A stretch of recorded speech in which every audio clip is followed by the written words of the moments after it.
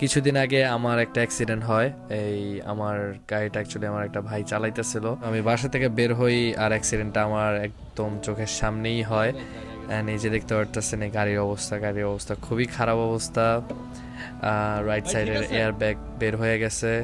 And ওর যদিও কিছু হয় নাই, বাট সামনে দিয়ে একটু স্ক্র্যাচ খাইছে। বাট টেসলার বিল্ডিং কোয়ালিটি অনেক খারাপ, এই জন্য যেটার জন্য মেবি এয়ার ব্যাগ বের হয়ে গেছে।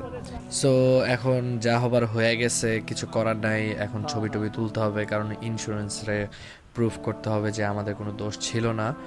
সো অ্যাকচুয়ালি আমার ড্রাইভারের দোষ ছিল না তেমন একটা। তারপরও আমি আমার ড্রাইভারের 20% ফল দেই, কারণ উনি লেফট টার্নটা করছে আর ও 5 লেন দিয়ে আর কি টান দিছে অনেক জোরে, অ্যান্ড এই অ্যাক্সিডেন্টটা হয়ে গেছে। বাট অ্যাক্সিডেন্ট তো অ্যাক্সিডেন্ট।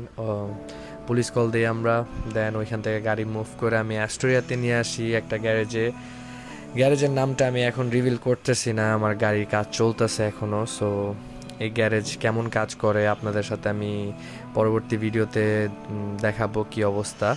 সো আমার এই ভিডিওটা এই পর্যন্তই। আপনাদের যদি ভিডিওটা ভালো লাগে থাকে, please like comment and follow করে আমাকে সাপোর্ট করবেন, আর অবশ্যই আমার জন্য দোয়া করবেন। আর আমি ভেরি সুন আপনাদের এই গাড়ির আরও আপডেট দিব। So tata.